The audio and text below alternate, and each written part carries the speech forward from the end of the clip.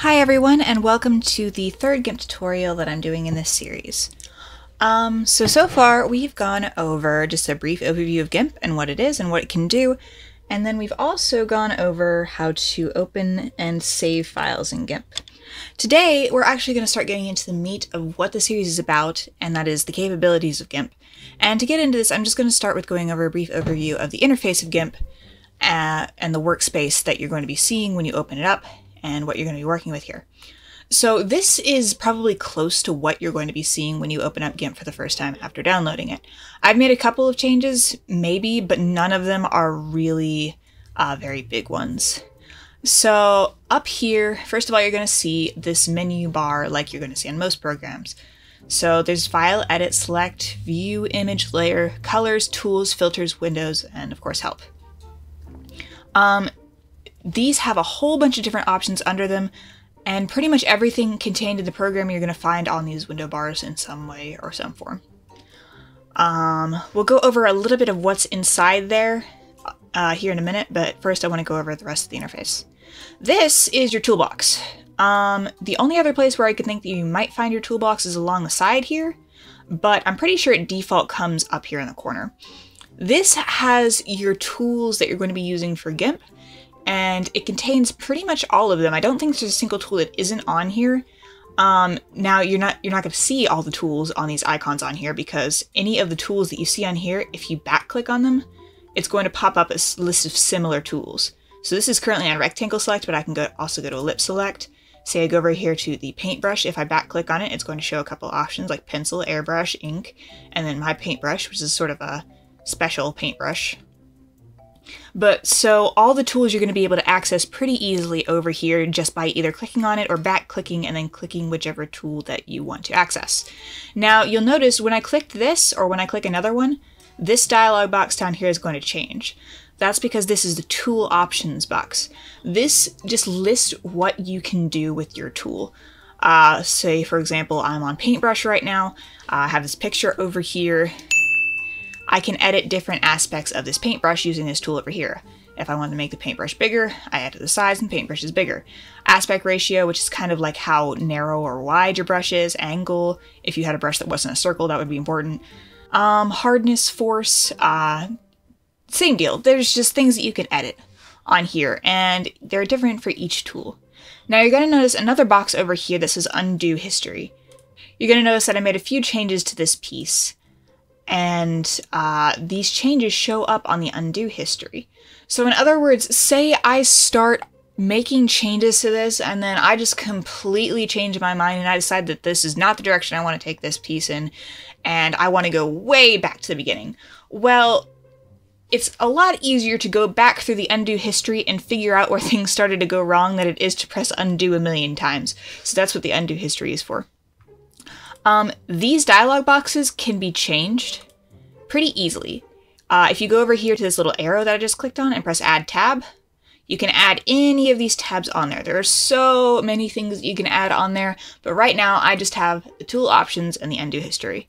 Now over here on this workspace, I have a lot more tabs. The one main tab you're going to see here, and the default tab that you're definitely going to see pretty much as soon as you open up GIMP, is the Layers tab, which shows all the layers of your composition. Let me demonstrate what a layer is to you real quick. If I add a new layer on top of this, I have this new layer. It's called Line Work because that's one of my default layer names. And I'm going to draw on this layer real quick. Now you see this line has showed up and it's all over my work and yada yada yada. Okay, so I am now going to take this layer away from visibility. That line disappeared, but the rest of the artwork is still in place. That's because that line only exist on this layer. So if I were, like, nothing that I do on this layer affects the layer beneath it, and I can delete this layer and it will not affect the rest of the composition at all. So that's what layers are for. There are a whole bunch of different tabs over here on this one. You can put any number of tabs that you like over here, just depending on what you're working with. I have paths, I have channels, I have gradients, the different kind of gradients that come default with GIMP. These are dynamics for the brushes, which will come in handy very soon, believe me. These are some of the textures, or patterns, GIMP calls them. They're more like textures, but GIMP calls them patterns. These are my brush. I mentioned earlier that my brush was a special kind of brush. These are the different kinds of brushes that my brush offers. And then these are dynamics mapping, which is something that we'll discuss probably a little bit later in the series. Okay. Up here you have your different photos that you have open. I have this photo open, and then I have another photo open of this lovely desert picture that I got stock. And then down here you have one, what you're measuring in. So usually when you measure pictures like this, you measure in pixels, but you can also measure in any of these other increments like inches or millimeters, all sorts of things, but usually it's going to be pixels. This also has your zoom ratio. Right now we're at 25%. If we went to 100%, but the zoom here is 100%, and your zoom ratio is going to like change depending on how big your photo is. So I'm going to zoom back out to 25. Okay, so talking about this in a little bit more detail, going up to your menu bar here, let's go over to this other photo. Edit is going to be some pretty basic functions that you could do in almost any file. So copy, paste. You can edit your preferences on the software here. There are a couple like more technical things like input devices. Say you want to use a tablet on GIMP, you can configure those here. Keyboard shortcuts, different things like that. So that's going to be your edit tab. So simple task and technical task. Select is going to be very important when you have to select different things in your photo for when you're editing. If you want to take certain pieces out or put certain pieces in or rearrange the pieces of your photo, select is going to be very important, and the select tab will pretty much have everything in there that you're going to need. View is technical stuff for what you see inside the window here. So when I was talking about your different workspaces, view is going to be very helpful, and it basically determines what your workspace looks like. The image shows which adjustment you can do on the entire image. So for example, if I were to transform the image by flipping it, it would flip the entire image. I'm going to go ahead and undo that. But this is, and again, I'm going to stress this, this is changes that you can make on the entire image. Layer is images that you can make on the specific layer that you're on. So both of these have a transform option on there, but for the layer transform, it's going to affect just that layer, and for the image transform, it's going to affect the entire image. Colors. Colors are layer specific, just to let you know. I'm pretty sure every single thing on here is layer specific, so whatever layer you're on, that's what this tab is going to affect. This is pretty much every color adjustment that you're going to need. This just basically does a whole lot of automated work for you. For example, if I go over to shadows and highlights, I want to make the shadows a little bit deeper, and I want to make the highlights a little bit more highlighted and give it a lot of contrast. And I can adjust it like that. Say I have brightness and contrast. Make the contrast a little cooler there. Obviously it doesn't look very realistic, but I think it looks pretty cool. Anyway, I'll leave it like that. And there are tons more adjustments that you can do. There are tons of options for the adjustments. GIMP is very good about like giving you a lot of options on color adjustments. So that's what that tab is all about. Tools, you're going to be able to find most of what you need for the tools over here. I don't use this tab very often, excuse me. But it does categorize the tools a little bit.